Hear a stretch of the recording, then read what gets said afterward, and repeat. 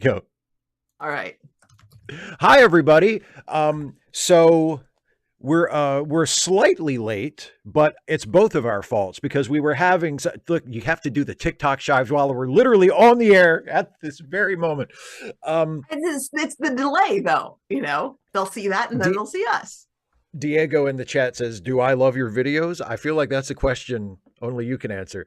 Um, but anyway, no. So we were a little bit late because we were having such a scintillating discussion just now. Um, we were talking. Well, we were talking about the problematic aspects of giving Black Widow a tragic backstory involving her inability to bear children. But that was precipitated by you making some observations about the Barbie movie, which I have finally seen, which we were actually able to watch it together a few hours ago. So I have now seen the Barbie movie, and we were discussing it. About So heckin' time, Steve. I Gee know, willikers. I know. Slacker. Well, it did just come out on Max, and I said I'll watch it when it comes out on streaming, and that's what I did. I actually waited. I probably would have watched it before today, but you said if possible you wanted to watch it with me, so I waited. I will admit, you did not seem to enjoy the dig at Zack Snyder as much as I thought you might have. Well, do you know? Because I mean, Do you know why? Because I feel like I've gotten my fix of like Zack Snyder pettiness lately because I've been enjoying reading the lousy reviews for his new movie, and I've kind of when been did it like, come out, though? yeah. When did it Um, come out? it came out in theaters last week, and it goes up on Netflix, I think, pretty soon. Like it may be on Netflix now. But But see, it's see, if you'd yeah. seen the Barbie movie before, you would have appreciated that line more. Yeah, maybe. I mean, look, I look any cheap shot at Snyder and any cheap shot at the Snyder cut specifically is always okay with me, you know. And the fact that it was used as like an indication of being basically being like a douchebag, Mm-hmm. or being, because it was a Barbie who said it. Mm-hmm. So she had been brainwashed by the douchebags, basically. And Yep. yeah, I love using it as an indicator. If you were that emotionally invested in the Snyder cut, you must be kind of a douchebag. I mean, there's no other. Um, Diego says, "Do you like Melanie Martinez?" I can't place Melanie Martinez off the top of my head, to be honest. Let me All right, Google tell us Melanie more. Martinez. And Canethus, Canethius, thank you. I'm so glad that you're here for the first time. I hope that the title of the stream does not, or the title of the series does not disappoint you, because yes, this is Trek reluctantly, but tonight is not a Trek night. This Poirot. is uh this is Poirot. Whew. Poirot. Yes. And Diego, I just Googled her. I can honestly say I have never heard a single song Melanie Martinez has ever recorded. I have no idea what her music is like. I have no opinion on her whatsoever. What is So the release date of her earliest single, or that you I can have tell? It I have doesn't no say. idea. Okay. She's Yeah. I just Googled her. She's 28. So Okay, yeah. So here's the it thing. was We are the olds. We yes. are olds. So We are olds. the new music thing, like I literally have to, and it's hard now that we're in the To seek it 2020s, out. like it. Yeah. Yeah. Well, because, Yeah. and I am so old, y'all, that I do not use Spotify. I don't use Spotify. Um, so I so use yeah, YouTube I Music, but that's out of brand loyalty more than anything. well, and I mean you pay for premium, right? So that comes with Yeah, it. I subscribe to YouTube Premium and that comes with it. So I'm like, I might as well. Yeah, why So why yeah, I subscribe just to I just do Spotify? I just do Pandora, because I remember when they were developing that, and there was the music genome project, and it was Uh-huh. just really cool and interesting the way that they cataloged all of this music by style, by tonal range, by whether it's instrumental or had vocals, by its genre, all sorts of stuff like that. Right. And unfortunately, the tags aren't really, whatever they tagged it with, that's not available for you like in the original software. But essentially, if you like say, I want a song that sounds, I like this song, it'll say, okay, we're not going to play that song for you, but we'll play you a song that has similar features. Right. So in the last, pre-COVID, I was doing pretty good with current music because they had a 2010s playlist that would be all, songs that were a little bit old all the way through like really current stuff, but Right. they haven't come out with the 2020s playlist yet. So I'm Oh screwed. no. Yeah. So I guess I could go for like top 40 stuff and just try to be like, okay, who is this? Like, Yeah. I don't think I've come across any K-pop. And then like I missed all of One Direction. That was like a thing. Well, yeah. None of it. I have no idea. Yeah, there are. Well, look, I've said it a couple times recently. I mean, like, I know that I have heard the odd Taylor Swift song here and there. I can't. I couldn't hum a single line for you. I couldn't quote a single lyric. I I I can so I can mean, pull up. I can pull up. Here's the one I know, and I think you will appreciate the reason for this. The one that I can pull up pieces of is "Shake It Off," and that's because it was performed as part of a lip sync battle. Was that on Jerry Fallon? Anyway, it was on some kind of late night comedy show, or maybe it became a series. And it it was had its own performed by The show. Yeah. Rock. Oh, okay. So So you remembered for that. Yeah. Yeah. yeah, exactly. And I mean, man, I mean, he'll sell it too. He did great. He was awesome. Oh yeah. Yeah. He's Um, he's a great character actor. and yeah, to turn back to the chat for a second. Yeah. Philip says Zack Snyder's I Can't Believe It's Not a Star Wars Movie. Yes, that's the one. And God, how gratifying is it to see? It's gratifying whenever Zack Snyder movies get lousy reviews because I think he's a piece of shit and I think his movies suck. But yeah, it's nice. It's nice. But you know what would be even better? If he If just his didn't movies get money to make movies, if if his they movies gave the didn't money get to other lousy filmmakers, reviews because he didn't yeah, get to make movies. Wouldn't that be great? exactly. Yeah, yeah, it would be great.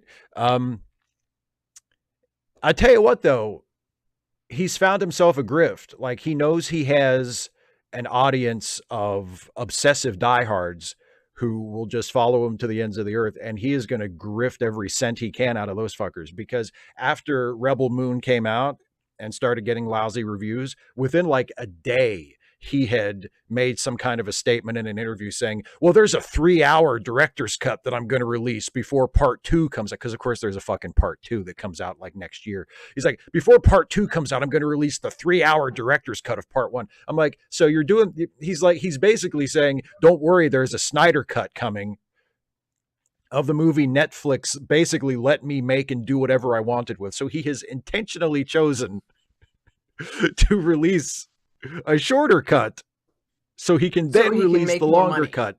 Yeah. Yeah. Because when you make a shitty 2-hour movie, adding an hour to the runtime is always the best way to fix it. Okay.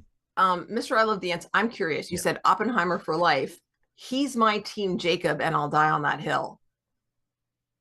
You mean Robert Oppenheimer, the real person? Like, I did not know that Robert Oppenheimer was a Twilight fan. I was not aware of that, like, at all. Or does that just mean he's aware, or he was a werewolf? Also was not aware of that. I mean, I'm presuming he wasn't, but maybe he was. Diego has a couple of questions in here too. Would you watch a modern day Universal monster movie except it's cryptids? I mean, maybe. It would depend. I mean, I don't have anything against the idea of like a movie about a cryptid. It would depend on the movie. Is it a good, as you always say, is it a good story? Is it a good story? Yeah, exactly. Is it a well-made film? Does it have something to say? Does it have, is it exciting? Is it interesting? Whatever. And also, yes, I do like Dr. Seuss. Yeah. I was never like a huge Dr. Seuss fan as a kid. Like I never was super into him. My parents just for whatever reason didn't get me those books, or at least it wasn't like a centerpiece for me. but yeah, Doctor. I mean, he's the dude wrote some clever stuff. Yeah, Mm-hmm. absolutely. And definitely some problematic content in some of Oh his, yeah, work for grown-ups. But absolutely. um, But that's just a march. That's a mark of culture evolving. I mhm. mean, you know. We definitely see some move. I don't know that he ever apologized for the let's be honest, racist work that he did. Mhm. Um, Yeah. but we do see some movement away from that in books like the Butter Battle Battle, the Butter Battle. I think that the Butter Battle book. That's what it was. I knew it was three. And then of course the Sneetches and other stories. So he was very fond of moralizing, ironically. Yes, Genghis Khan for a little bit. Easy days. Yeah, because you're on break now till after the first of the year. Day one, baby. Oh man, it's been great. And like turned off my alarms last night, slept till after 6 o'clock. That was awesome. Um, yep, did not go to the super early class at the gym, went to a not as early class. That was nice. Yep. Still in the morning, but not Still in the like morning. six Well, o'clock. Yeah. the class I wanted was like super early or like 8:45. So I went to the Yeah. 8:45 one, not the 6A one. Mm-mm-mm. I was still in bed. Hey, HB Haga. Yes, So and Liz has a good point. The Seuss estate did acknowledge the problematic bits in some of his books and publish uh, corrected or revised versions, at which point right wingers who didn't give a shit about Dr. Seuss promptly lost their shit because they were pretending to be outraged over it because culture war, moral panic, blah, blah, blah. So that was fun.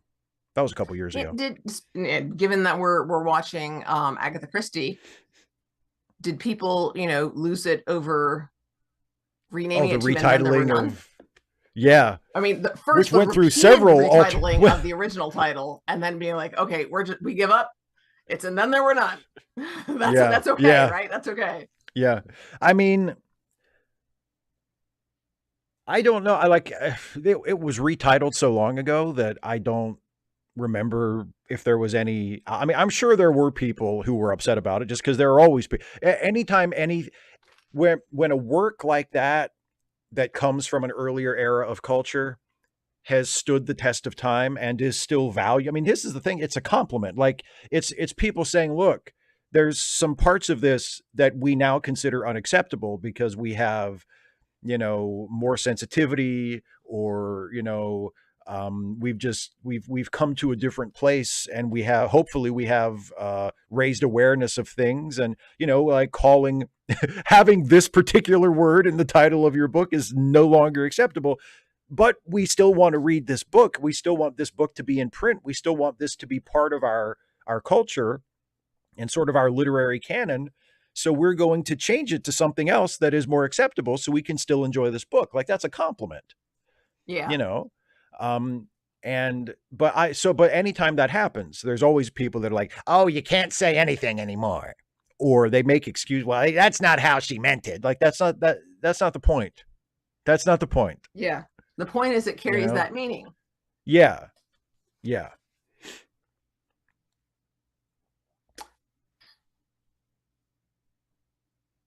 Vilcata, how could the landing page show next week's stream when I haven't set that up yet? You Vilcana, mean, I mean, maybe you mean Friday.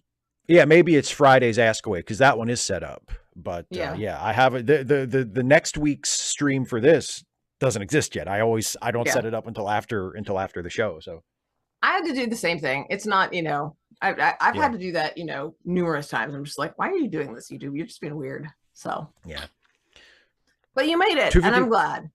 Yes, I'm very glad that you're here with us. 255 AD says, "What's the longest either of you have ever slept?" I slept for 14 hours the other day.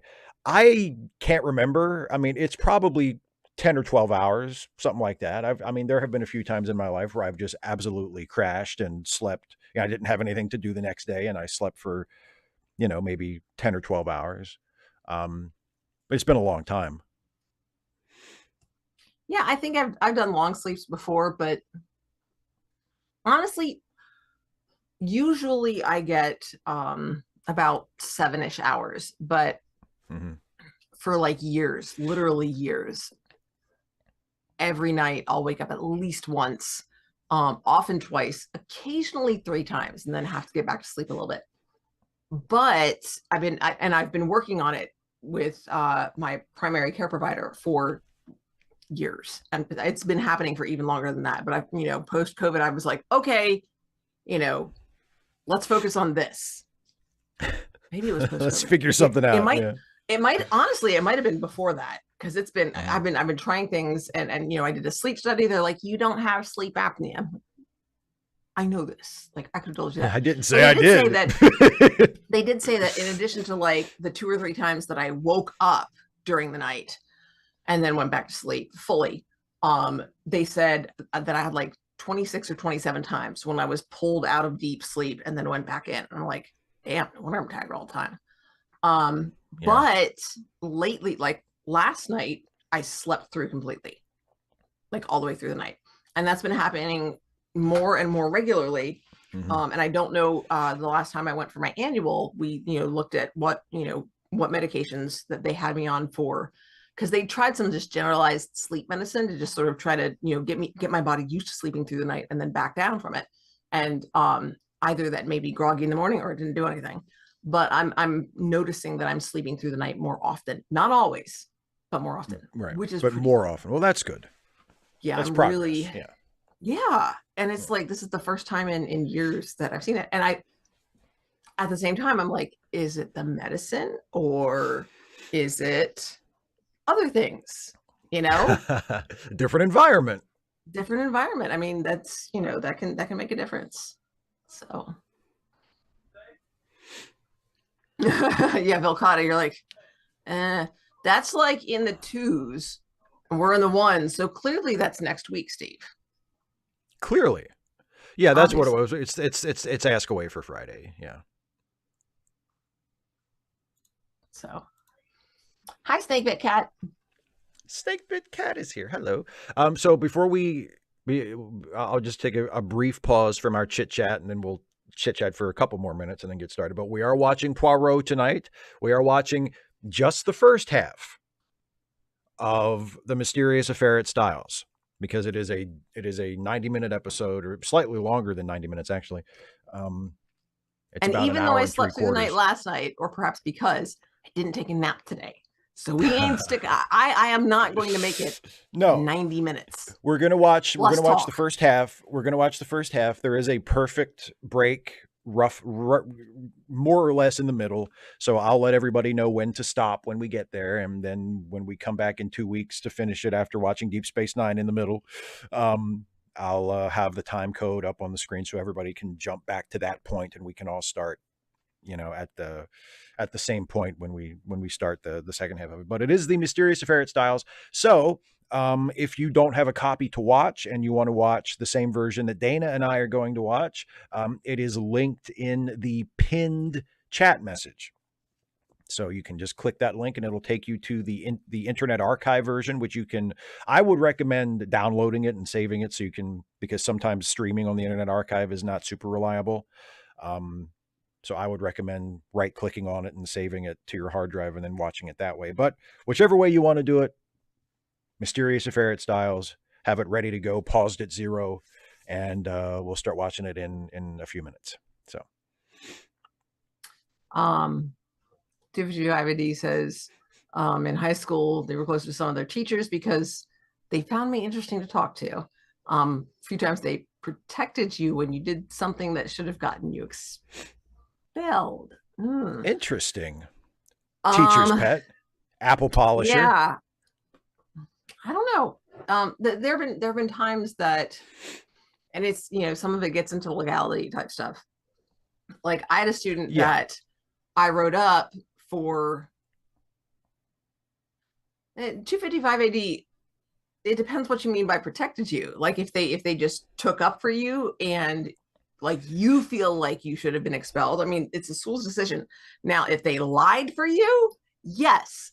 that's wrong. Like, I will just flat out tell my students, like, there have been times like when I have a class that goes over lunch, like if we finish like with what we're doing 2 minutes before they're supposed to go to lunch, if they haven't been little jerks all day, then I'll be like, all right, we're finished. As long as you can do this and not get me in trouble, you can go to lunch early. If I find out that there's a problem, that ain't never happening again. So, I just tell them, I'm not going to lie for you. I'm just, if you cause problems, I will totally rat you out.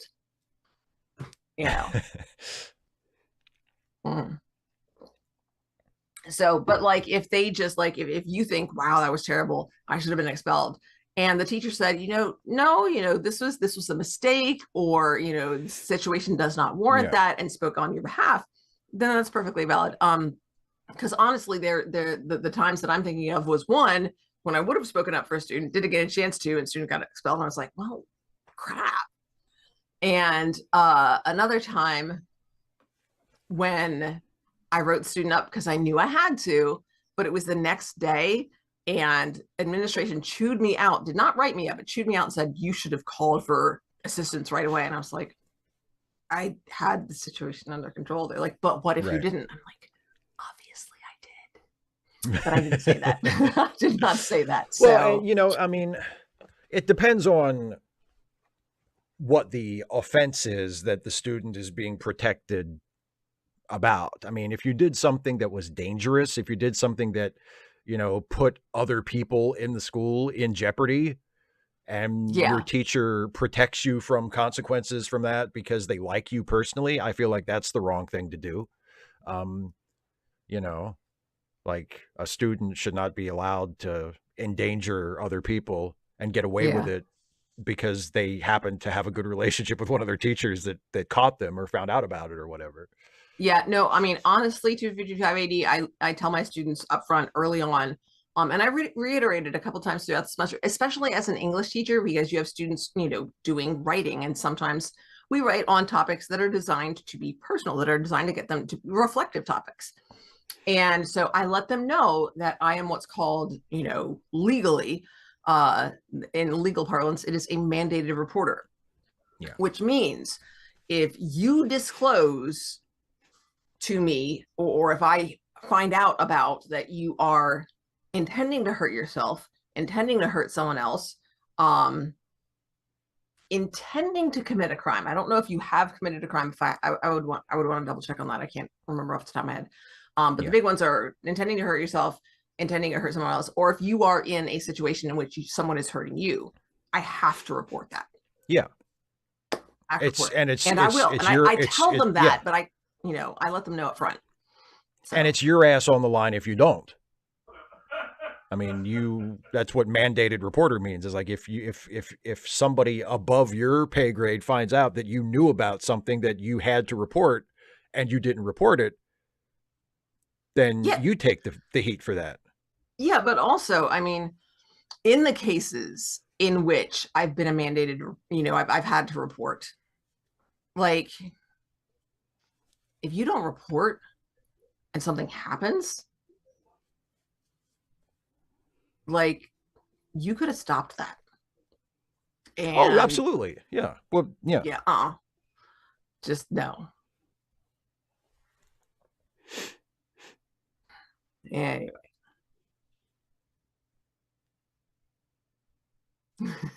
Yeah, maybe. Although, I mean, honestly, Mr. I Love the Ants, when it's mandated reporting, it's not randomly, like, about it. Like, I mean, in any of the cases, that's like, they will say, we are talking to you because of this exact situation. It's very clear. Right. This is why you're here. This is why we're talking to you. Yeah. It's not left mysterious to the student. I don't know. That may not be, mandated reporting type stuff. That may be suspicions. Right. Like we think there's, you seem just, less talkative, like any sudden change. Like, this is just something that, I know just from dealing with doctors and dealing with cancer, any sudden change in your health or your behavior, you better get that checked out.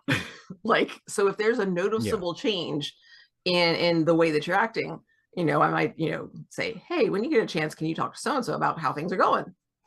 Yeah. So yeah. Yeah. So shall we, what? You were about to say something. I was just going to say, do you want me to run through this is how we do the thing? I would love for you to do that. Yes, because yes. Now that the Ms. Lords is back, we Yes, can. I know. Great timing. So Absolutely. hopefully by this point you have the episode queued up on whatever screen you are going to watch it, or who knows, maybe you're just going to read it and like pretend that you know what's going on. I don't know. You're gonna try to read along with the story and keep pace with the TV adaptation. So anyway, once you got that queued up, make sure you had 0000 and you paused. Okay. So then, but have the window that be your active window and just the rest of it in the background, but make sure you can hear us and see us, because this being his channel, Steve is going to count us in. All right. And he's going to say 3, 2, 1, play. And when Steve says play, that's when you press play. And we all start at the same time. If yours just you have to completely restart or whatever, you can check the time code up here-ish and figure out where we're at. And if you're off by a little bit, it's really not a big deal. This is not synchronized, well, I mean, it is, but you don't have to be synchronized to enjoy it. It doesn't have to be synchronized to the exact second. Yeah. We'll we occasionally go off and yammer about what's going on a little bit, and especially in the Trek episodes, people are like, you're missing stuff. I'm like, yeah, but we were talking about a thing and I will forget to talk about it later. And I forget stuff. So anyway, I think that's it. And Steve gets to do the counting in because this is his channel. So it's our show, but it's his channel. Exactly. So I'm ready whenever you are. I'll count us down from 3 and I'll say 3, 2, 1, play, and everybody hit play when I say play. Okay, are you ready? Yeah. Okay. Go. Okay, here we go. In 3, 2, 1, play.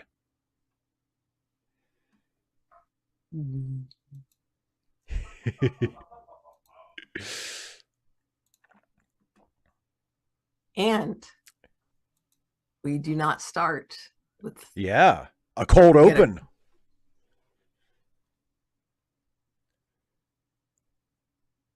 No creepy credits.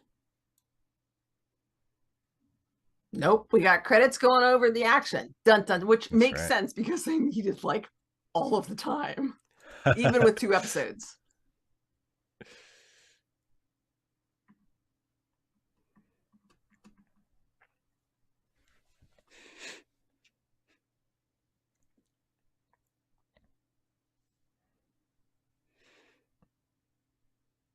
Oh, it's the saddest movie day ever.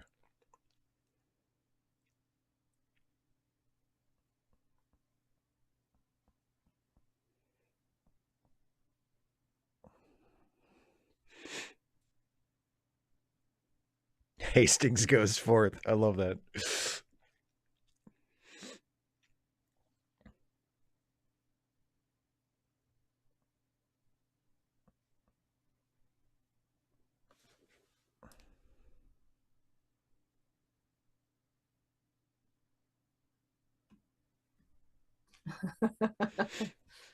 Not necessarily, Vilcata, because you wouldn't be able to click play after the first time because the play turns to pause, at least on my screen. Like the play button becomes the pause button when it's playing. Right.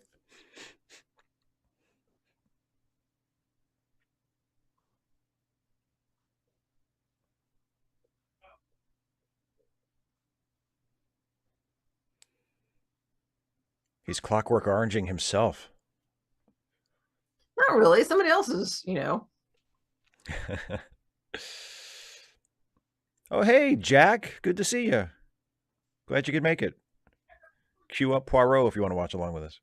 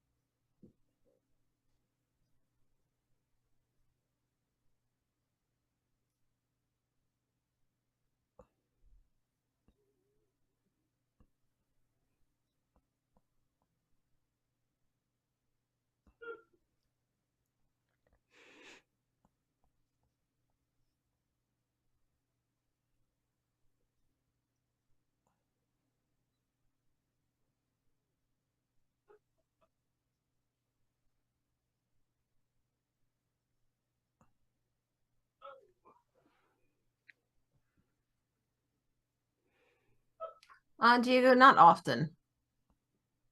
I like to make fun of them, but Sometimes, sometimes the lengths yeah, to which people will go are yeah. interesting in that right, but I mean, yeah, they're. I kind of hate them. Like, I think they're harmless if they're not.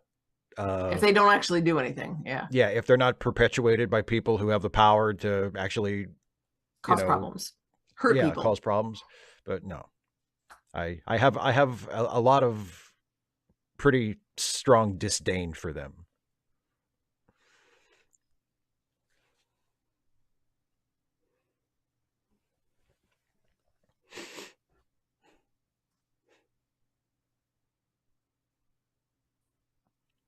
Well, thank you, Kara. Happy holidays to you too.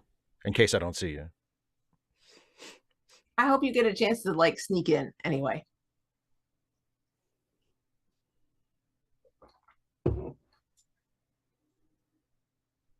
It's a little bit before. It might be a little bit before 53, Mister I Love the Ants. But I'll tell you when to stop.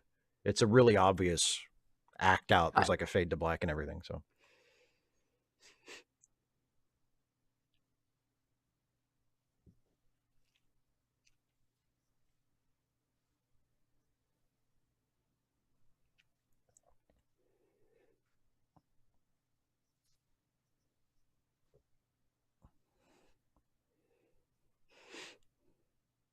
say this is a nice car.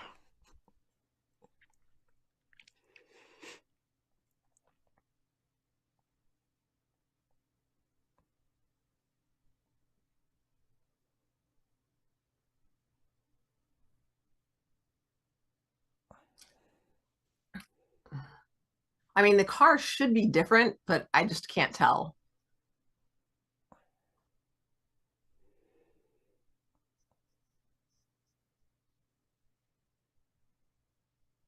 Murder. I love to involve myself in a nice, cozy mystery.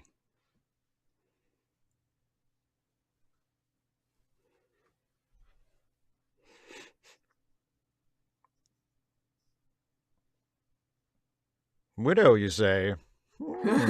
He turns for another look. He's like, ah, you said the magic word. Hey,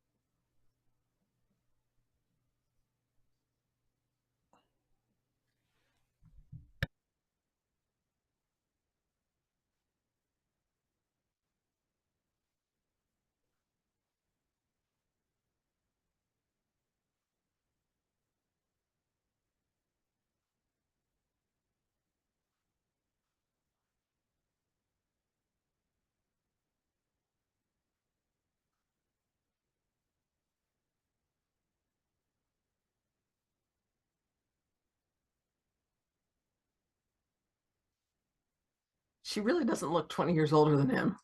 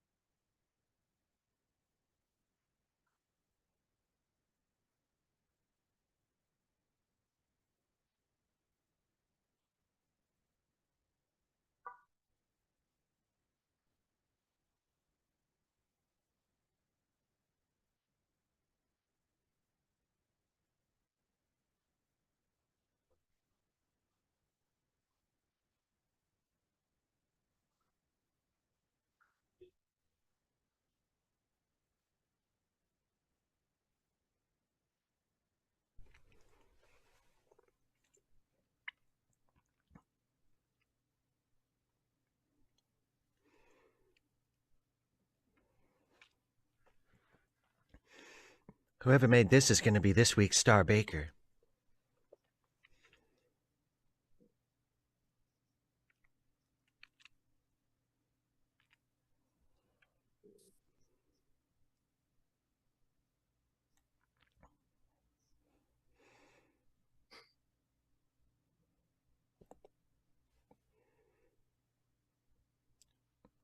So how long will you be staying with us at Downton Abbey?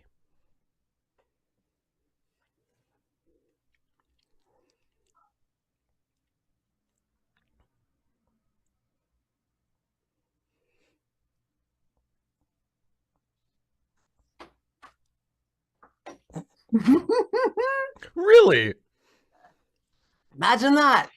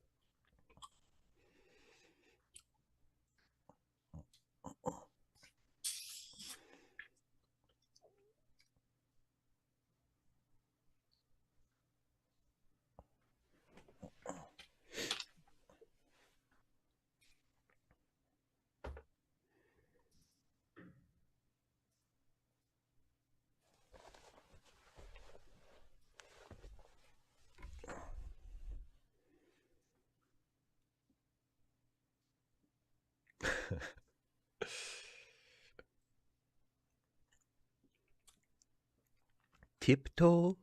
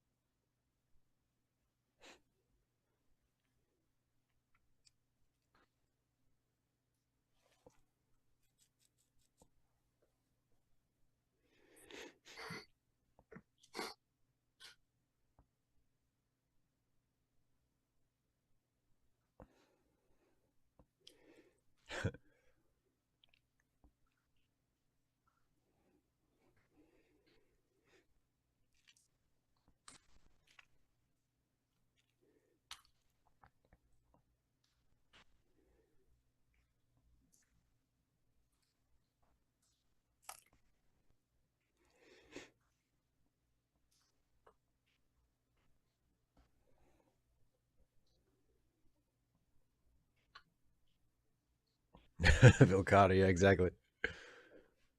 I think it was to indicate that they were conserving. So like candles and stuff, they weren't using as many as they normally might.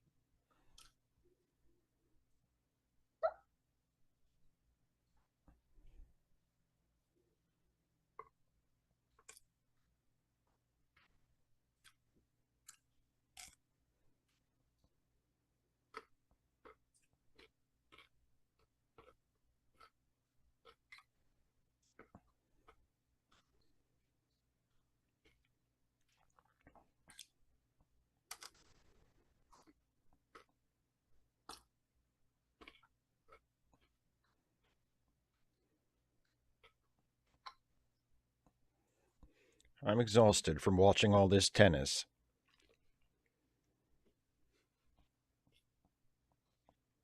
Is it tennis or is it badminton? The net was too low for badminton.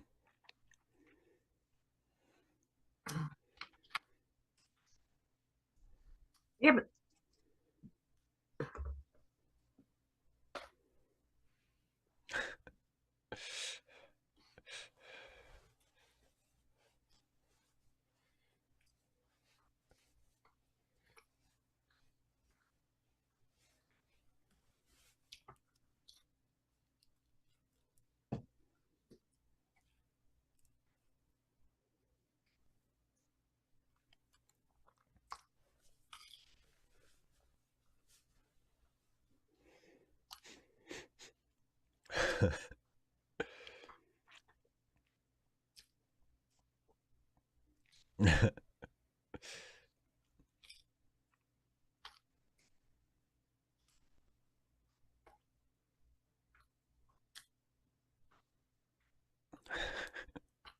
They are Philistines.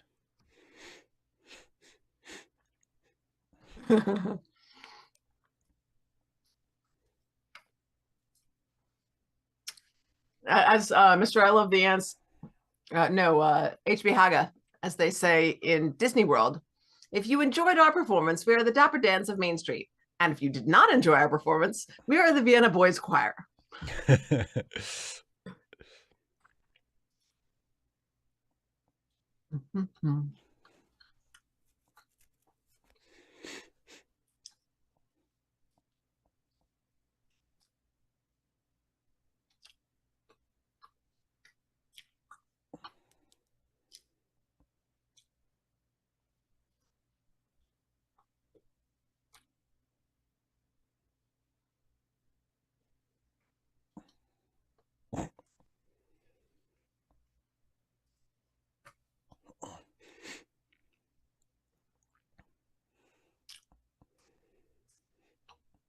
All right, there's a war.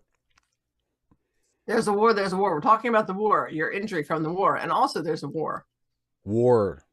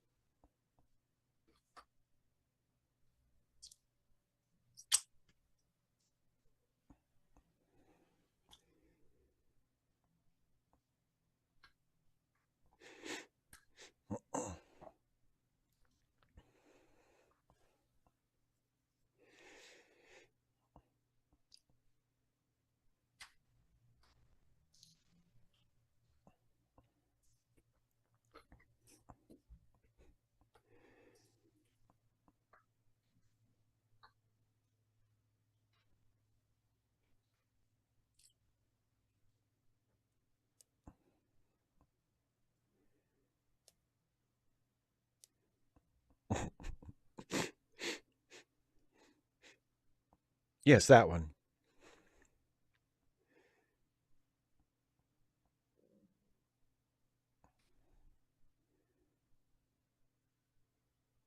Mr. Armor. Yeah, we're kind of like real life.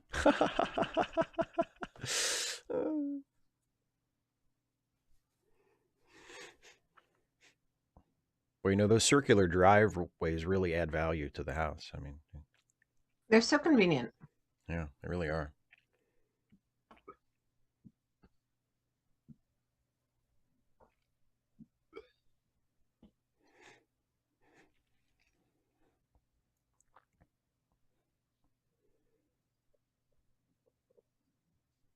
Slow eater. Well, yeah, but they don't have to just all stare at him, do they?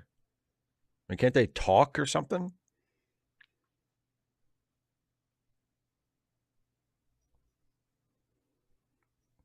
Can I get another bowl? I'm just kidding.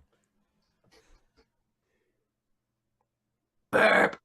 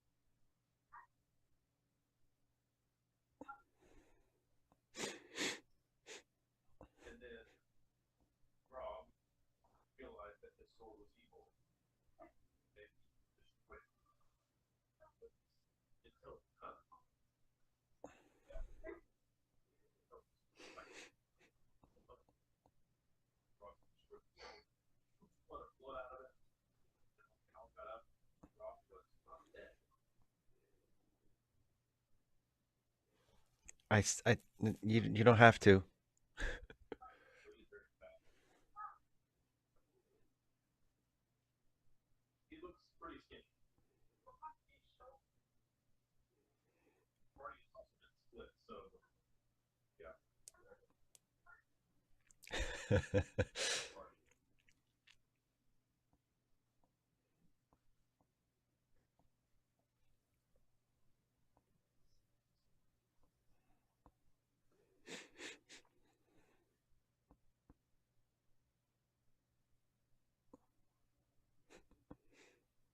Wait a minute. Is this an episode of your show?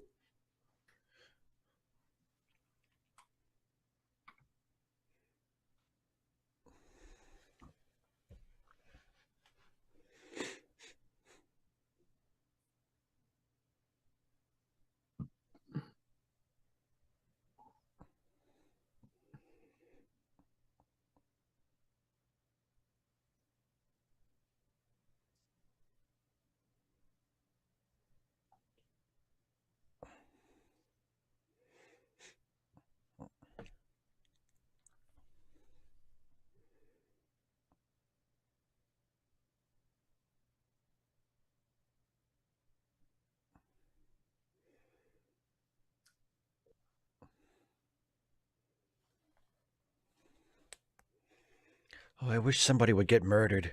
Um,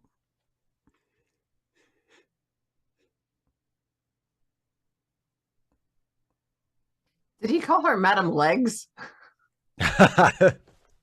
Eh. he's a leg man.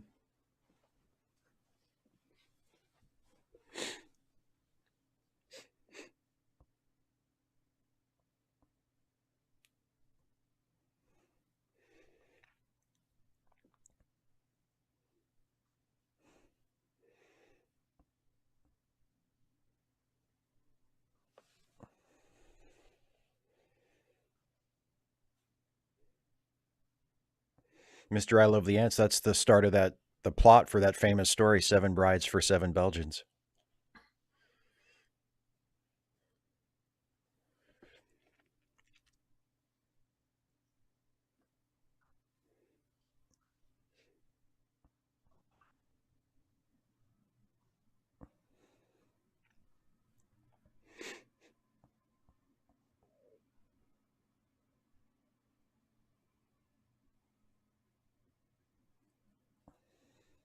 She seems fine. She seems fine.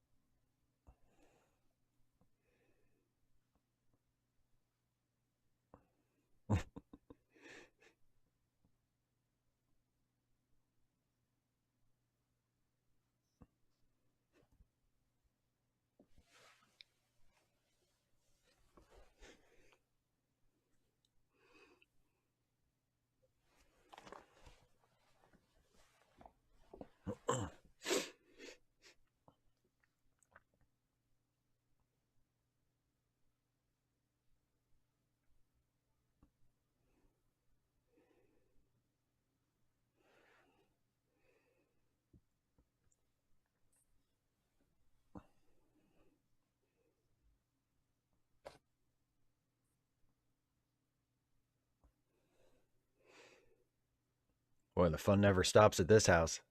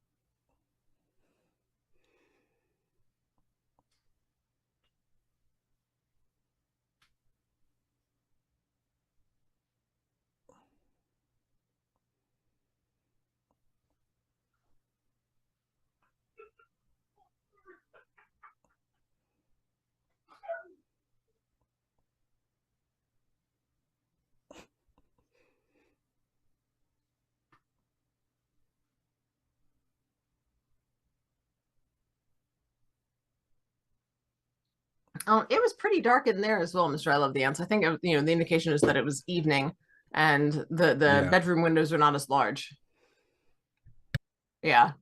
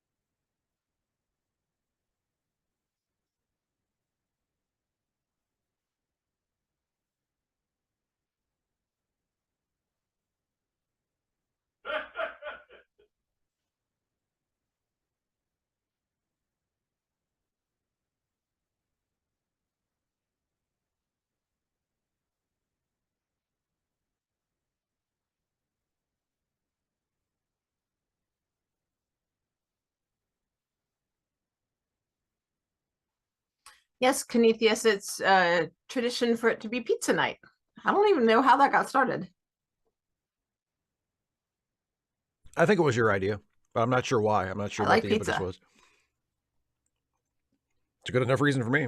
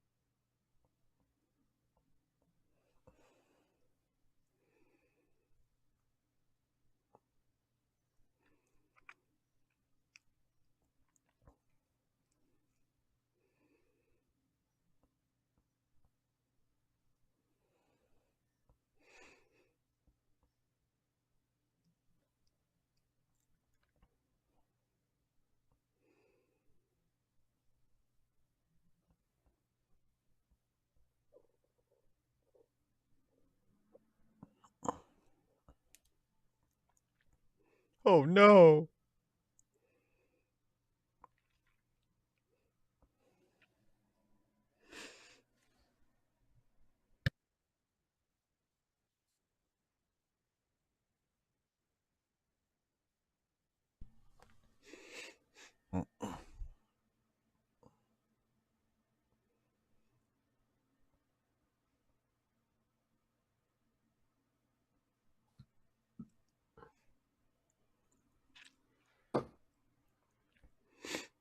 Maybe he was poisoned. I think I'll tell you at the end of this episode. I already noticed something that I liked.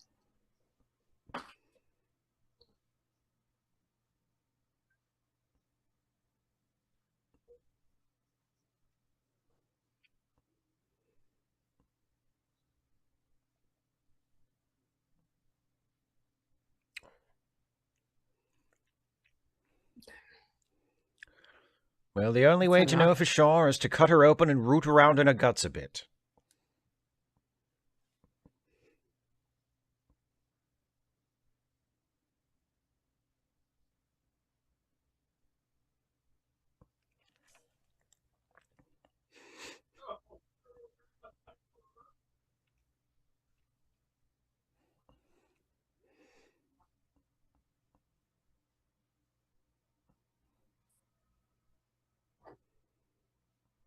Good thing Detective Hastings is in the vicinity.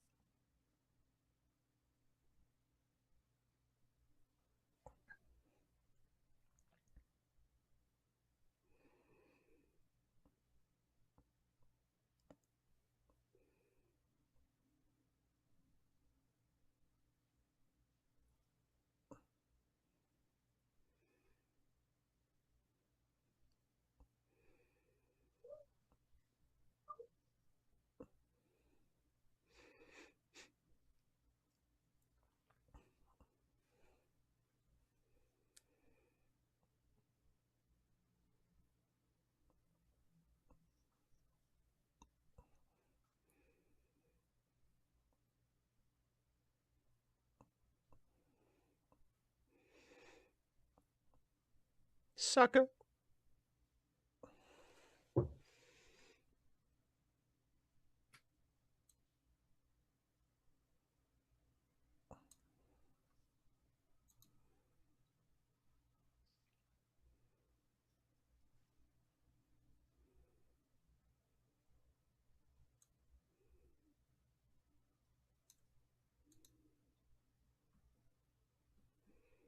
Batman?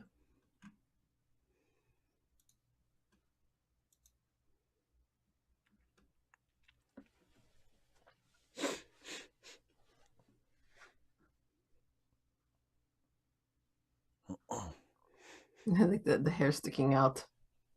Yeah.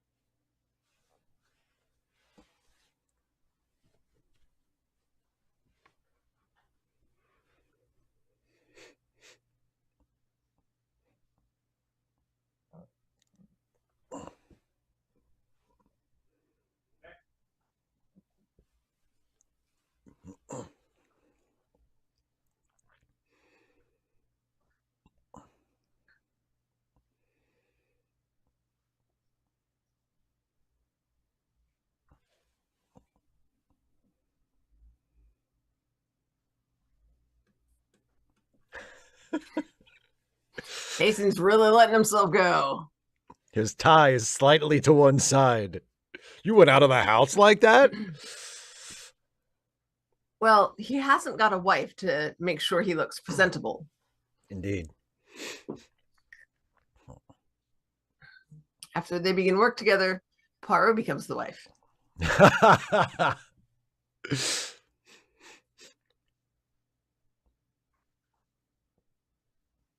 No?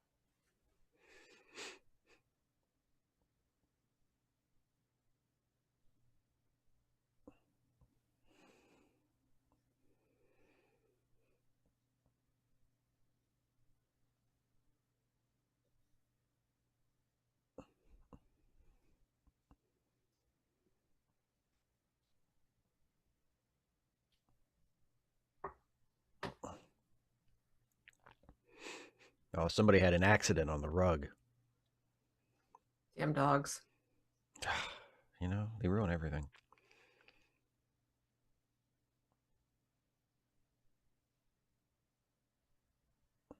Oh, it's coffee, thank God.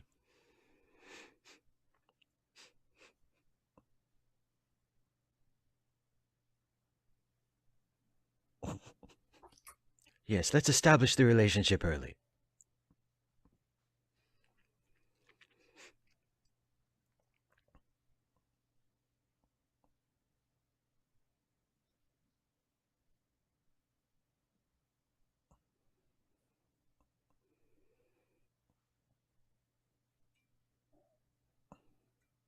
Yes, you were standing right there when I did it.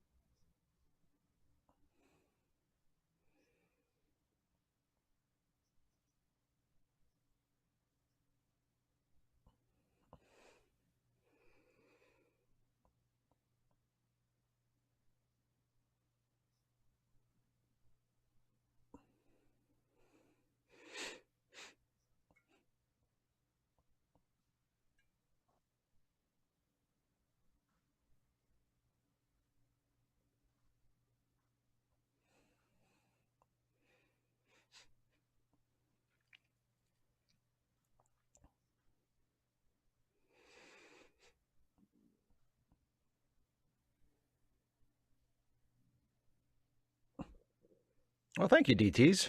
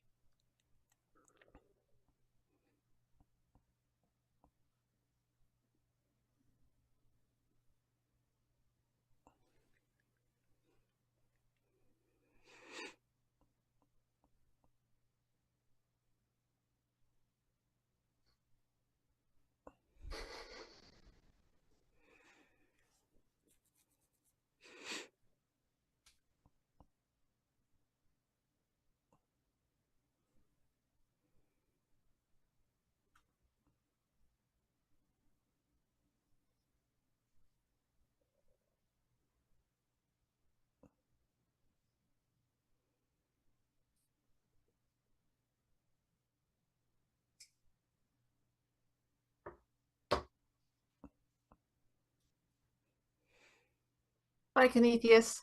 Bye, Canethius. Thanks for stopping by.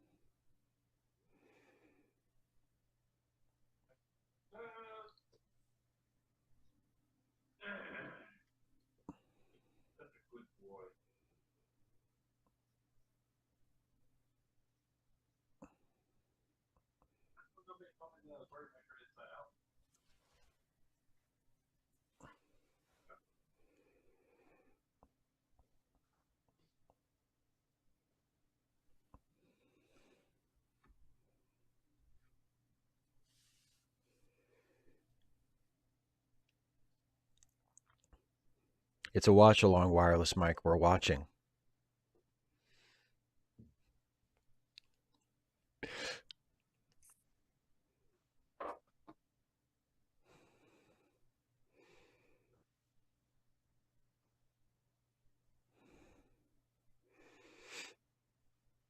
Mr. I love the ads. Yeah. Don't trust men, Grandma.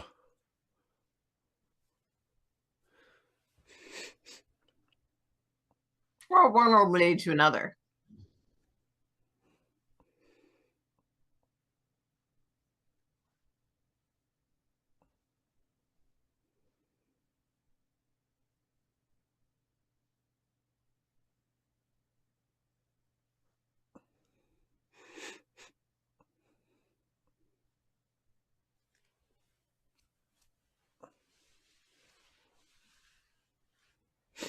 Oh, here's that weird little Belgium I told you about.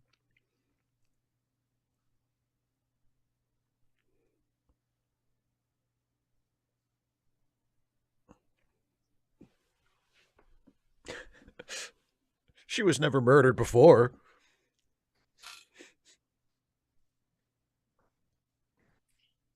The surprising thing is that can only happen once.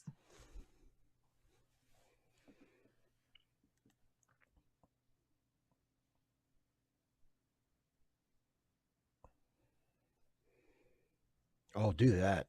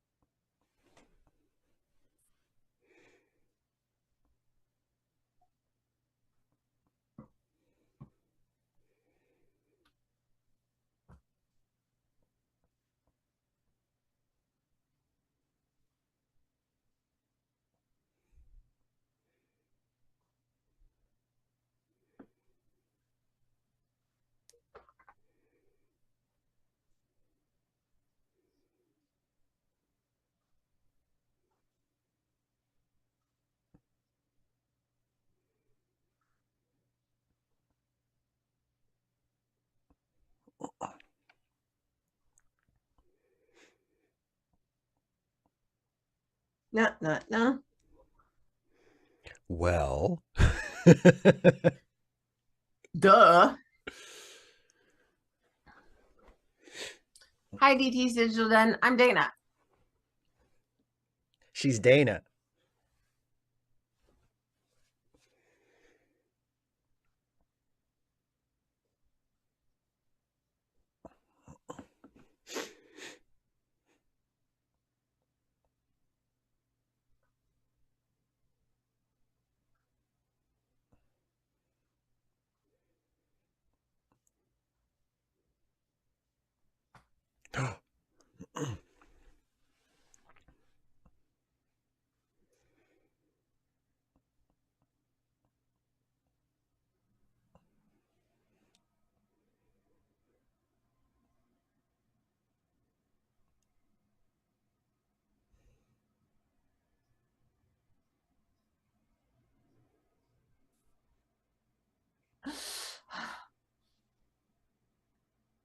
Dun, dun, dun, dun, dun, dun. Okay, and we're going to stop there. So Ah! pause it right there. Yes! That's all we're watching this time.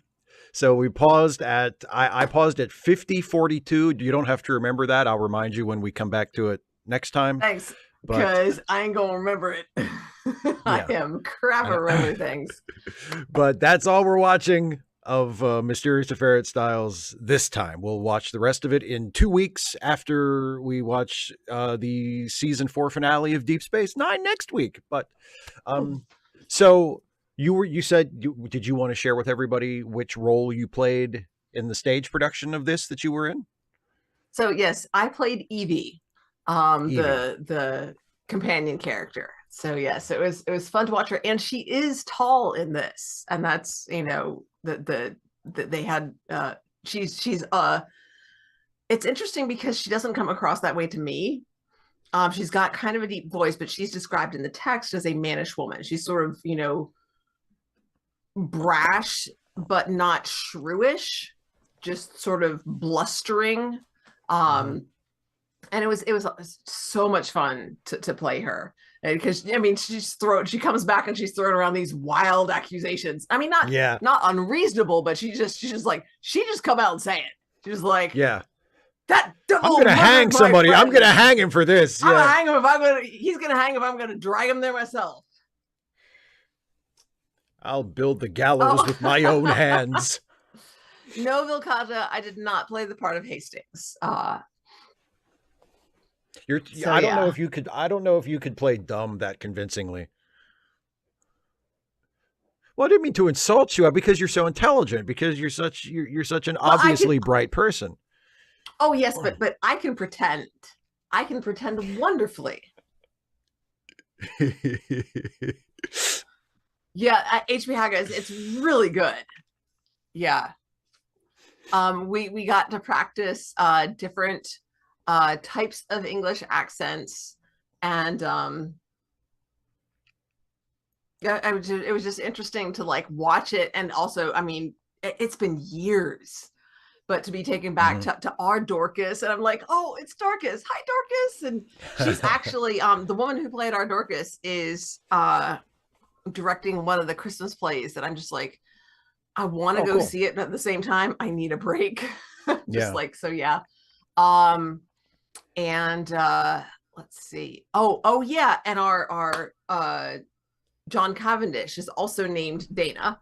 Guy Dana, though, because of course Dana is a name that can be male or female. And yeah, it's just and it was so much fun. Oh my goodness, it was so much fun.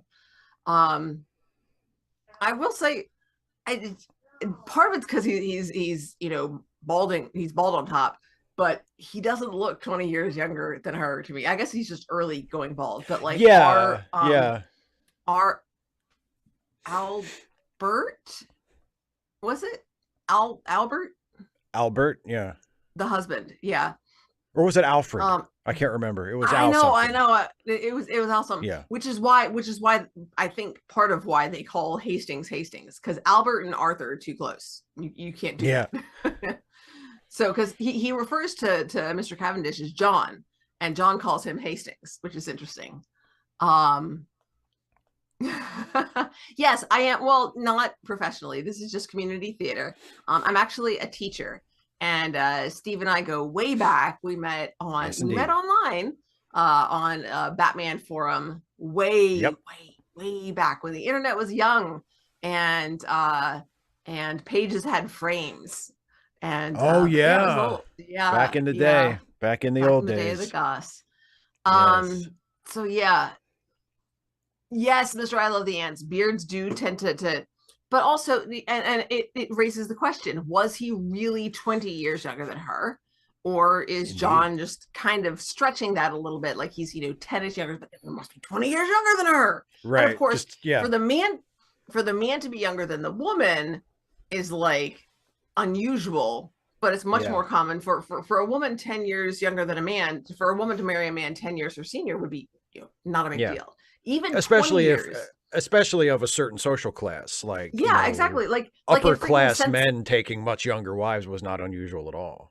Yeah, in Sense and Sensibility, we find out that the Marianne, the younger sister, the man she eventually marries is literally old enough to be her dad, because he was in love with a woman who had a daughter, and the daughter was like Marianne's age, so he's literally old enough to be, he ended up obviously not marrying her, and she had a daughter with somebody else.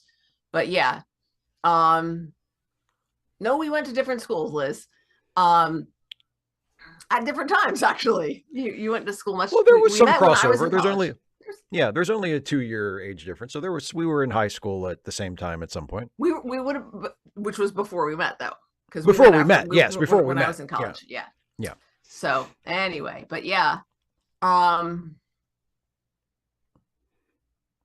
keep me from the gallows pole.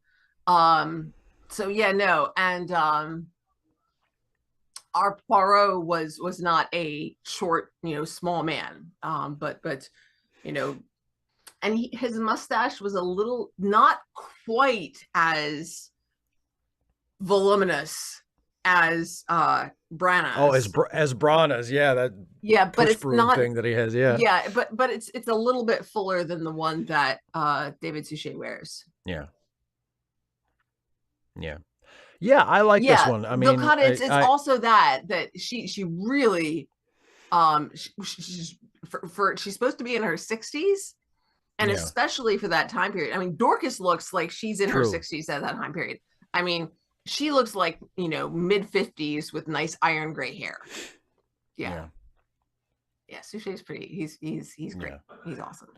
No, I mean, it's just judging by the first half. I like this one. I mean, it is moving a little slow, but I think that's just because this is a 2 hour one and we're used to watching the 1 hour Yeah. episodes that are paced a lot more quickly. And it's interesting seeing Poirot gathering physical evidence, because we don't see that with him nearly as often. Like we've seen him do that here and there in the episodes we watched so far, but like that's not nearly as much a part of Poirot's like type of detective work as it would like Sherlock Holmes was, gathering physical evidence like all the time. There was a lot of Holmes stories where the case hinged on some clue that he discovered, some bit of physical evidence, and Poirot is usually more, oriented toward discovering people's motives, or like that kind of, it's more sort of deduction based on people's characters, or their relationships, so it's interesting, especially. Yeah, so it was interesting, that scene of him and Hastings in the bedroom, like gathering the physical evidence, putting stuff in vials and putting the little piece of fuzz in the envelope. Yes! Like that's because I mean, there's a I can't remember what story it was, but there's a Holmes story where he finds a little piece of cigarette ash and he scoops it up and puts it in an envelope. And it's very much, and in the TV version, it's shot like identically to Poirot plucking that little piece of fuzz off of the door and dropping it into the envelope. So, yeah, it just is interesting. And also I like that they didn't do this one until the third season of the TV show.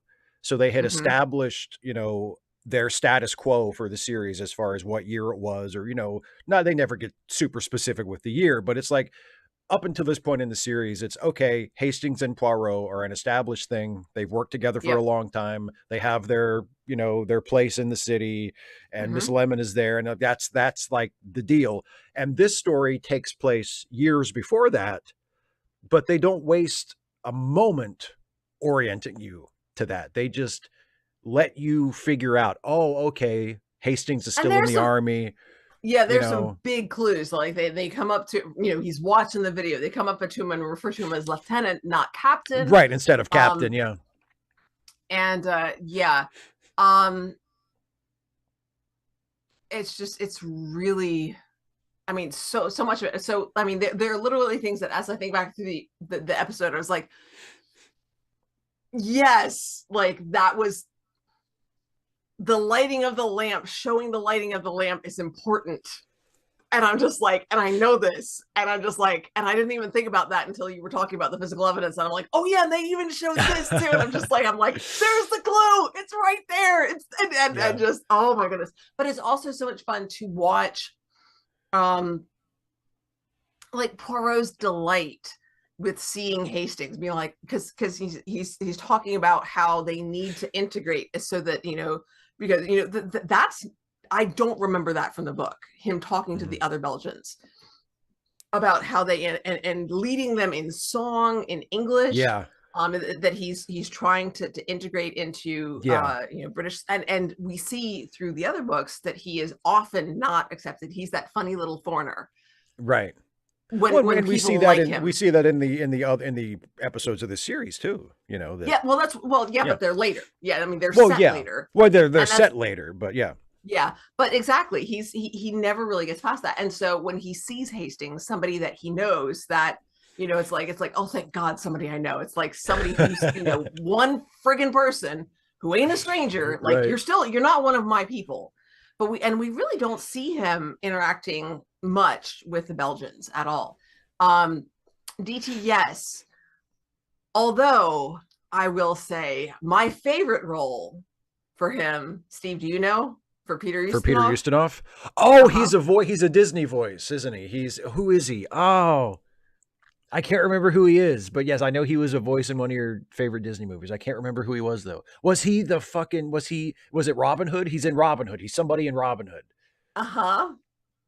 Is he the sheriff? Or no, or No. Prince. He's Prince John in Yes, Robin he's Hood. Prince Yes, he's Prince John. John in Robin Hood. Yes. Rob the poor to feed the rich. That's Taxes, right, because taxes. because the sheriff has like the southern accent for some reason. Yep. Yeah. I call me a slob, but I do my job. Yeah.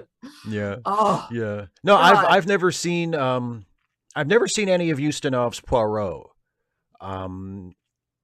But like I said when we first started watching Poirot for Dana's half of this series, I mean, I've been a Sherlock Holmes fan for many years, but I've never really gotten into Poirot until watching this show. So the only on-screen Poirots I've ever seen are David Suchet for this, and Brana for his movies, and then Albert Finney for the 1974 version of Murder on the Orient Express.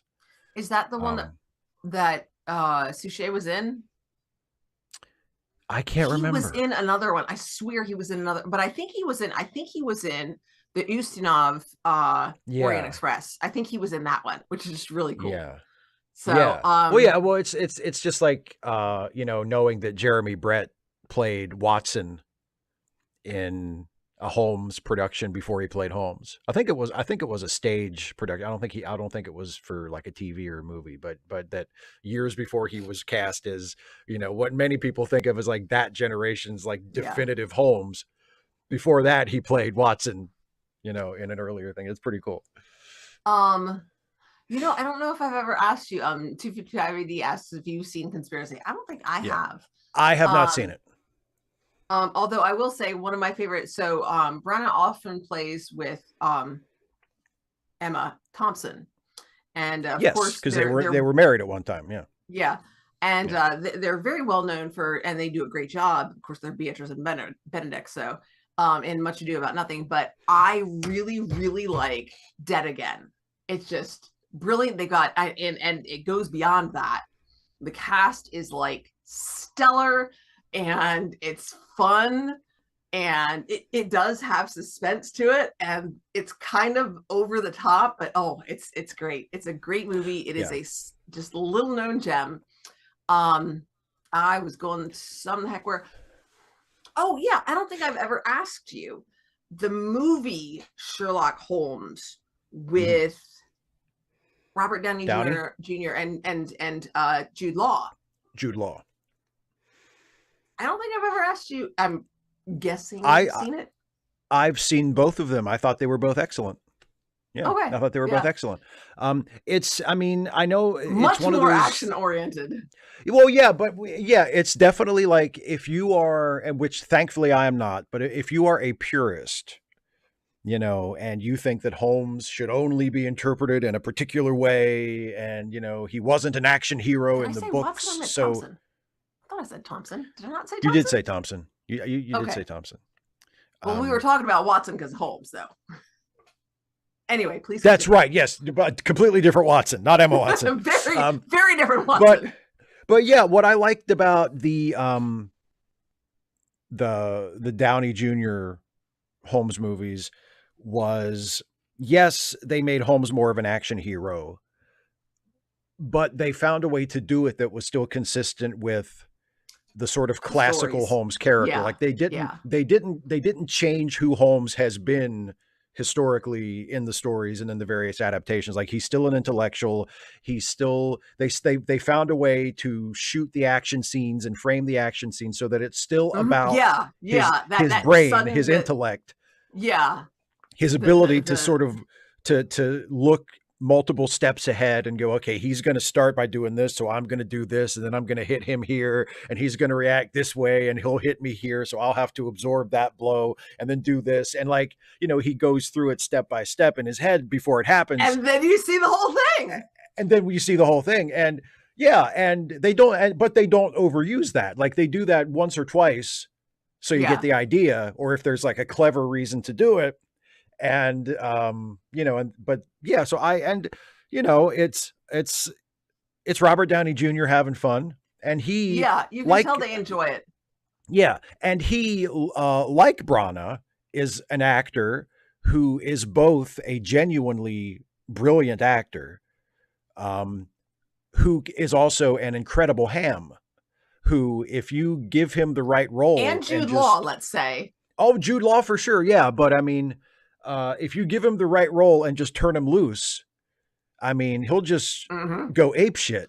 And yeah, and it's a joy to behold. That's one of the things, like most of like the Shakespearean actors who became movie stars have that capability, because Shakespeare has its broad notes, you know what I mean? Like, oh yeah. I mean, so, and it's fun to see an actor with that background and that training and that ability just be turned loose, where you say, here you go, Ian McKellen, here you go, Patrick Stewart, here you go, Kenneth Branagh.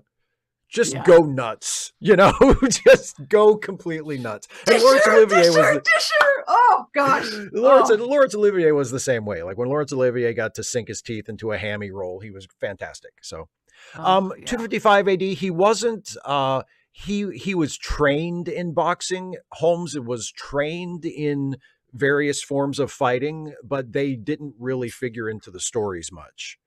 It was something that was sort of mentioned.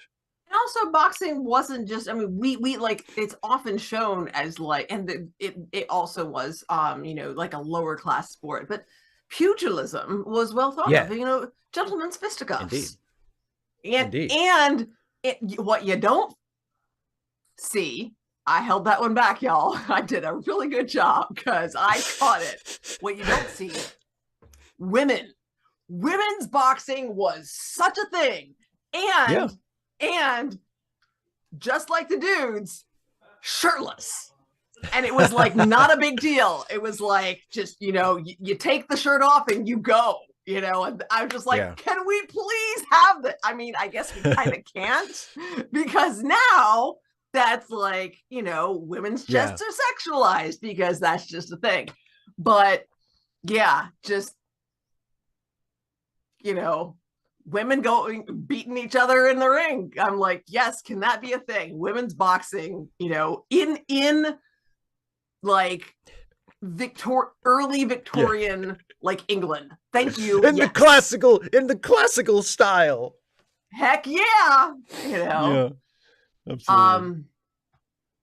And DT, you mentioned Suchet's Belgian accent sounding off. I haven't spoken to someone from Belgium in years. Like, again, this probably would have been back when I was in college.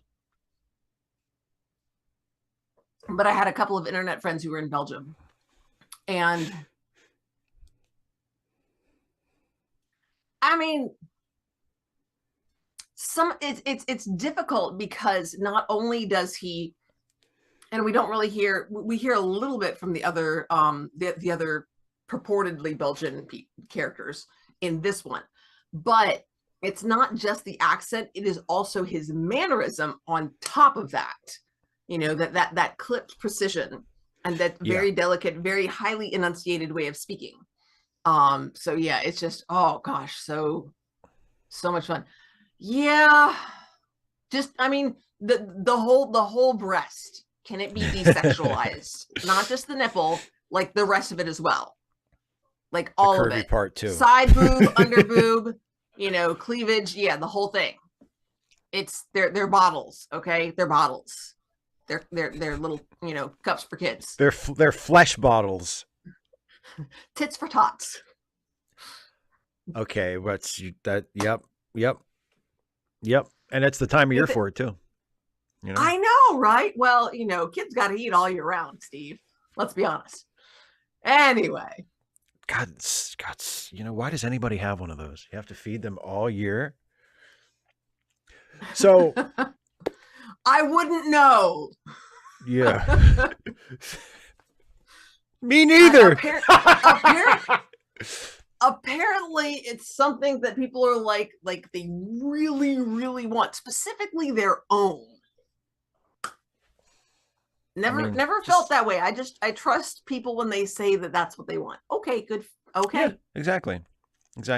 Shall we play Wordle? Yes, let's. And then wrap this baby up for the night. So I will say yes. Yes, I will say I have started playing Wordle. Oh, you have on the NYT regular app. basis, yeah. Well, irregular, but more often than just every Wednesday. This has been regular. My other plan, right? Because I used to have Connections as an app on my phone, and then it quit working. Oh no, a couple of weeks ago. And that's actually when I started looking. I was like, is there another version of it?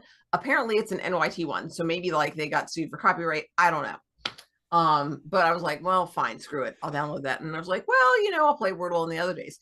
And I have developed my third. I have a third word for, and I'll show you my one from yesterday.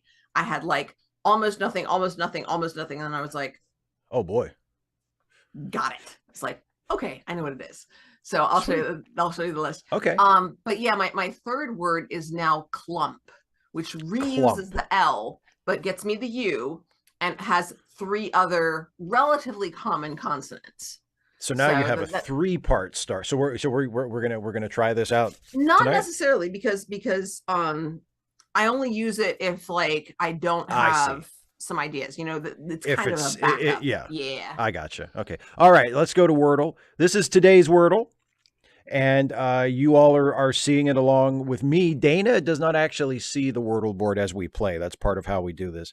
Dana is only going by my description of the board and what letters we have up. But the rest of you are invited to play along with us if you've never played with us before. The only thing we ask is that if you know the solution, please don't give it away. And if you have been extra industrious and looked up hints and whatnot, please don't share those. No hints, no spoilers. Just play along with us for the first time and throw in your guesses in the chat, and we will play as a group and solve it together. So, Dana, so yesterday after I used clump, yes, I would just want to add, yesterday after I used clump, and I was able to get it based on what it didn't give me actually. I thought I might try dumpy as a backup third word. Dumpy? Anyway. Okay. So we're gonna go with our typical starter. Vilcata, do they not? Yeah, heart. Vilcata, do they not use they never use plurals as words? Is that a rule? I honestly don't know. I just know it's 5 letters. That's the rule. And you have to guess words. You can't just put 5 letters in. Right. So, okay, heart gives us an A in the proper place, but that's it. So we know there is no H, E, R, or T. There is an A, and it is the 3rd letter. Sorry, trans folks, no HRT. So yeah, well, that's why we need universal health care. I know, right? So yeah, let's go with lions for the second word. Lions. And lions, okay, we're getting somewhere here. Lions gives us an L and an S, both in the wrong place. Okay, so we have the A was in the right place, though, right? The A is the 3rd letter. No I, no O, no N, and of course no HERT. There is an L and there is an S, but they are both in the wrong position in Lions. Yeah, so. David, I was going with SLA something, and David C. Drake guesses Slack, and I think that's a really great one. Slack is a good, yeah, you want to try that? Yep. That would be because I That's was a like, good one. Yep, I'm leaning that way myself. Yeah, let's try Slack. But I was listening to you. I understand. You can multitask. It is not Slack. How about that? But okay. The S is the first letter. The L is not the second letter, and there is no C or K. Oh, correct. Teach digital. Then no spoilers. Okay. Could it be small? Because we haven't tried the L in either the fourth or the fifth position. And there could be two L's, so it could be small. Yes, that would work. Oh, and David C. Drake agrees with you. So I think he said that before you would have. Okay. Before he would have heard you say it, like you said it before I saw it in the chat. Right. So you want to try that? Yes. Because my next thought was, okay, has the L been in the next to last? Because L something is often. Right. So yeah. All right. Let's try small. SMALL. Spell correctly, Steve. Spell it correctly, and that's it. It is small. Yes, go team us. Woo! Well, Vilcata Swamp would not have worked because we did know it did have to have an L in it. Yes, we knew there was an L in there somewhere. Yep. So, yeah. My first thought was SL at the beginning makes a cluster, but L as the next to last letter is also very common. It's really neat that I've started thinking more about consonant clusters and vowel patterns by playing this. It's been interesting to see, the different ways that doing something regularly changes your thinking. I noticed that I think we'd started talking again this summer. Were we chit-chatting the summer that I had started drawing, or was that before I got back in touch with you? I think that might have been before. Did I ever show you my portfolio? Because it was one summer where it was just the summer, and the summer of drawing, one thing every day, and then you did show me some of those, okay, I just a sheet of 8.5 by 11 printer paper, and I started just with like faces, and it was interesting to see. Like, it's interesting to look at the progression, but also like I started seeing people's faces differently, like in terms of like shapes and how they fit together. It's just really interesting. And the same sort of thing, like if you play one of those solo games regularly, you'll start to notice that you see in patterns instead of seeing like a move, a letter, or whatever. And it's the same thing. The thing is, it's the same thing with reading.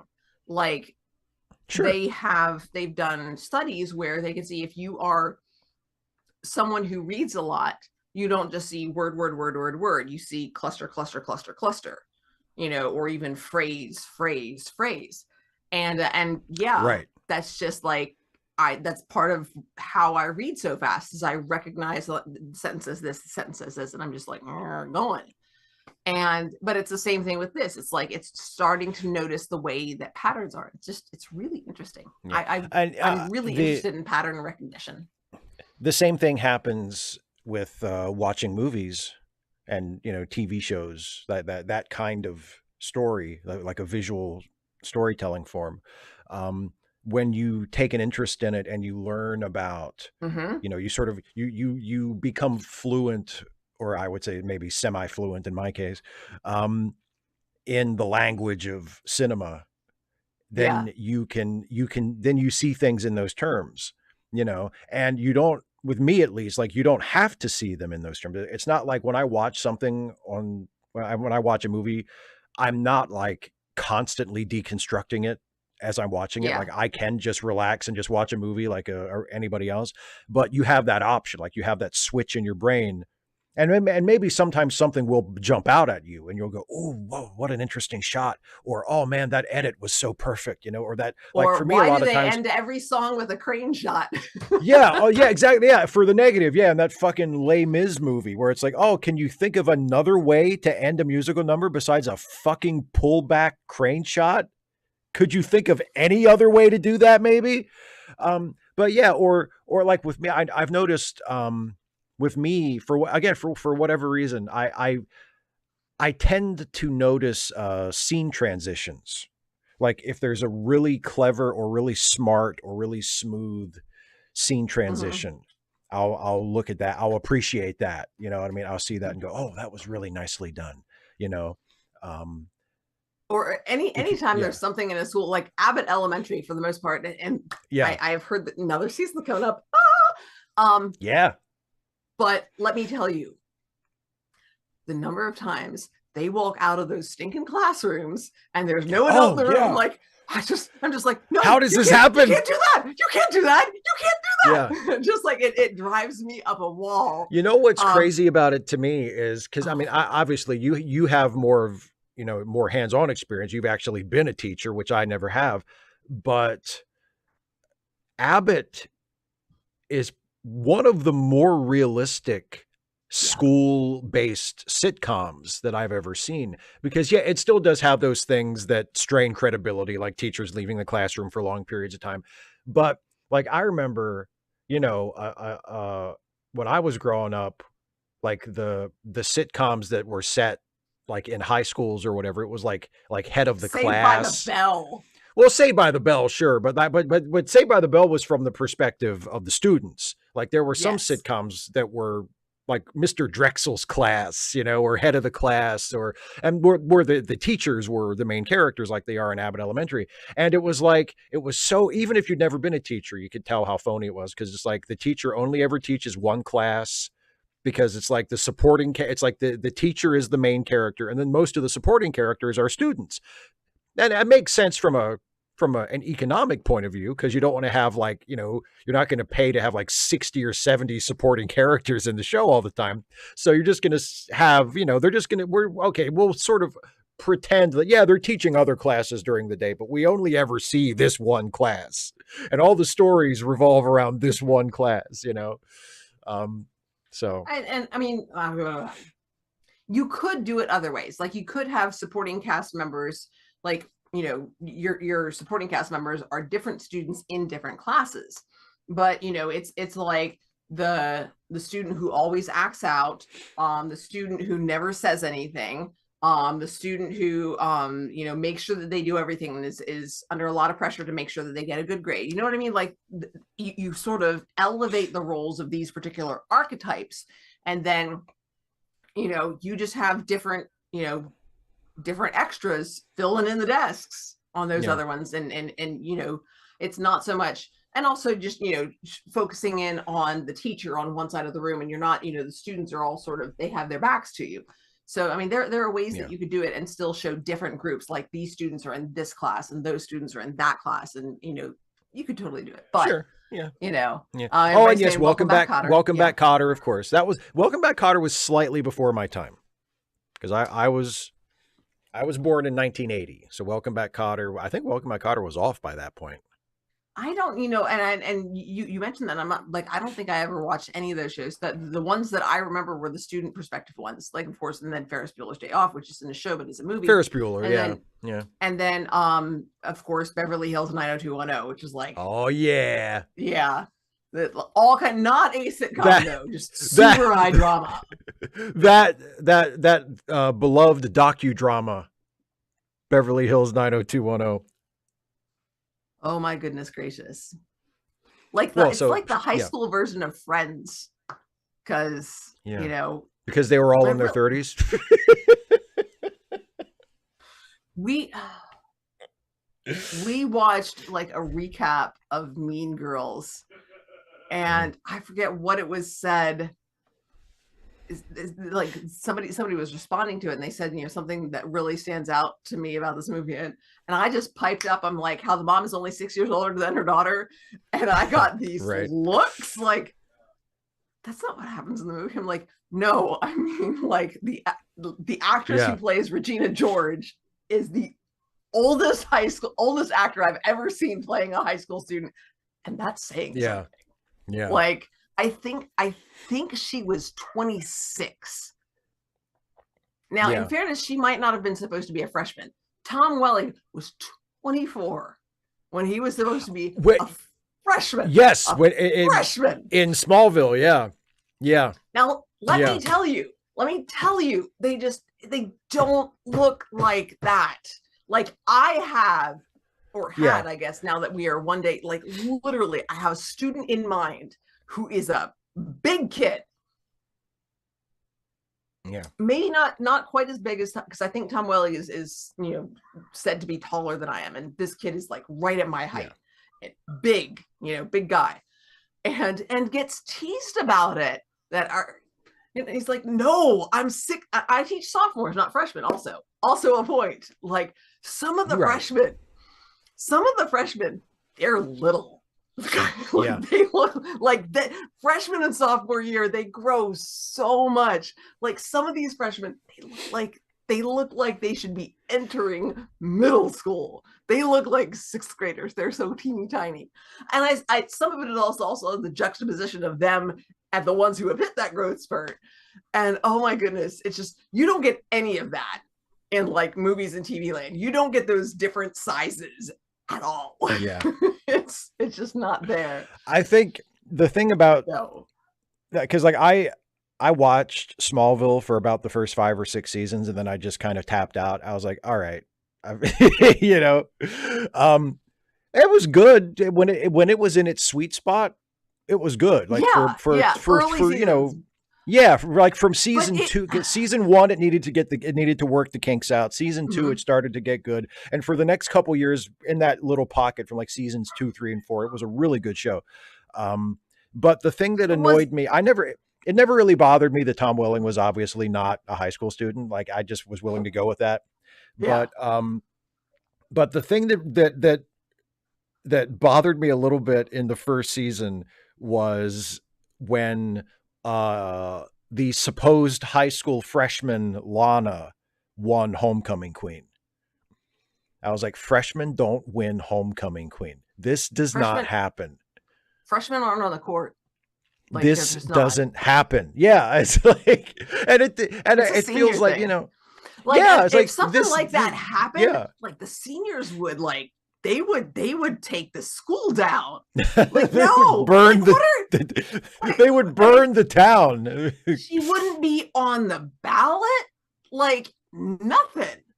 None Yeah. of this. Well, and that's the thing is like, I can't remember if because Lana's boyfriend in the first season, I don't think he was a senior. I think he was older than the rest of them. Like Yeah, I think he wasn't he a was like freshman a like, junior though. Yeah. but yeah, I don't think he was a senior. So like even you couldn't even explain it that way by saying like, well, they were like her boyfriend was the star quarterback and he was a senior and they were a really popular couple. So she got like, even that is a stretch, but it's not even that. It's like, it's just, oh, everybody just really loved Lana instantly the moment she got to that high school as a freshman. Yeah. No. So, No. Just so much no on that. It's just like, oh. but Did whatever, did you guys even go to school? Like it feels like it was written yeah, by people who were child actors and had tutors and never went to yeah, like not even yeah, like never went to public school, but like never went to a school with other children ever. Not yeah. even I private can, school, like yeah, nothing. I just British Columbia looks nothing like Kansas. And yeah. yes, also that. Yeah. But again, like so much American television is produced in Canada that I Yeah. think if you watch enough of it, that you just kind of get used to it. Saskatchewan and I Manitoba mean, exist, okay? I'm just saying, you want to be middle America, go to middle America. that's true. You could, yeah, Middle you could Canada film in the is middle part parts of of middle Canada. America. Yeah. Yeah. Anyway. But yeah, like because like the X-Files was the same way. The X-Files shot in Vancouver and the surrounding area for most of its run, and it's like there, no matter where Mulder and Scully were supposed to be, it's like that's fucking Vancouver. Like that's not Detroit. That's not Washington D.C. That's not wherever they were supposed to be. They're in Western Canada. That's anyway. Let's shall we wrap this up? let's do.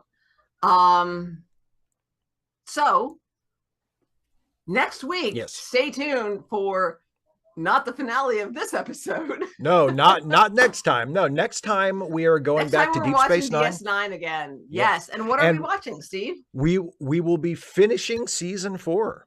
We will be watching the season 4 finale of Deep Space Nine, which is Broken Link. It's all downhill from here, is what I hear. You know, season 4 is like season 4 for me has been the season that goes on forever, because Steve is like, I can't skip, and I have to include. So like, there have been more episodes that we've had to watch in this season than any of the seasons before it. So, but season 4 is a really strong season. Really good. So season 4 is a really strong season, but season 5 is great too. I hope you'll like season 5 as well. But we're finishing season 4. But this is also great. Wow. So that's next week. Broken Link. But before that, this Friday is Ask Away. So it's another live stream like this one, except I won't be here. Well I'll be there where you guys are. You'll be in the chat. Yeah, I'll be in the chat. Barring catastrophe, I'll be in the chat. And so Steve will be answering questions from channel members and patrons on you can go to patreon.com/SteveShives, or you can click one of the buttons, whatever says like become a member. I'm sure YouTube promotes that, somewhere on there. And you too can send in a question that Steve will read on the air. You get 1,000. You can actually send in more than one. I've done that sometimes. You get 1,000 characters. You get 1,000 characters. Send in a question, and Steve will read it on the air and respond honestly. That's right. And if you happen to use your question to promote transphobic bullshit, I might scream at you for about 15 minutes and tell you what a piece of fucking shit you are. And then you can send in a retraction and apology. So yeah, I still need. I'll probably send in, since as you mentioned, you finally watched the Barbie movie. I'll probably send in a question about that. Actually, I think I said that was something about that was going to be my question. Now I've forgotten what it is. I remember. I can remind you about it after the show if you want. Thanks, because I ain't written it down yet. And then next week we're back here for DS9 again. And then no Ask Way next Friday, but the Wednesday after that, we get to find out exactly what happened to to John's mother. What was her name? I can't remember her last name. You were in the show. I was in the show. Well, the other thing is she marries Albert. So I don't know if that changes her name. I don't remember. I think it does. It's on the tip of my tongue. I can't remember it. But anyway, the dead lady. Yeah, what happened to her? And was it murder, or was it an accident, or was it suicide? Was it poison? Was the poison meant for her? Was it meant for... Thank you, Mr. I love the answer. Yes. Inglethorpe, yeah. Yeah, because that is his name. Inglethorpe is his name. She takes his name. And yes, and what exactly happened to her and why it happened, and if it was murder or intended murder.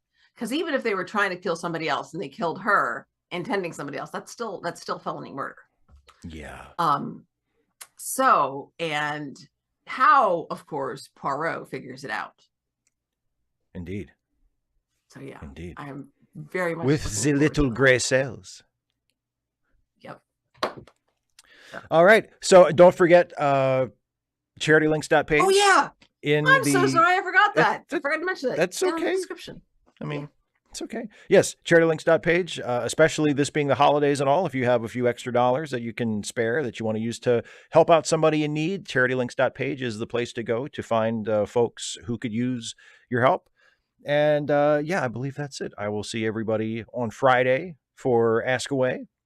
Yeah, what yes. One thing I want to point out to HB Haga. Please. No, she would not be née Cavendish. She would be married Cavendish. She got married again and became Inglethorpe. I don't think we know what her that's true. Cavendish wasn't her maiden name. Yeah. Right. Yeah. So née actually refers to the maiden name, not just the previous name. Not the previous name. Yeah. Because that it's do you know why? I don't actually. Please enlighten me. It's because it's from French. it means that it's past tense for born. Born is whatever she was, not Cavendish. How about that? So I didn't know that. So yeah, I'm so glad you enjoyed it, DT, and I hope you come back. Yeah. And no wig needed, but you know what? I do have some. They're right up there. Yeah. And there is a wig video coming out on Christmas Day. Oh, what fun! So if you like seeing me with a wig on, you will see me with a wig on Christmas Day. So yeah. Lots of fun. Wigs are fun. They can be quite fun, yes. All right. Thanks so much for coming along, everybody. I'm so glad we got to this episode. Oh, yeah, me too. Story. It was fun. Bye, everybody. See you next time, everybody. See you Friday.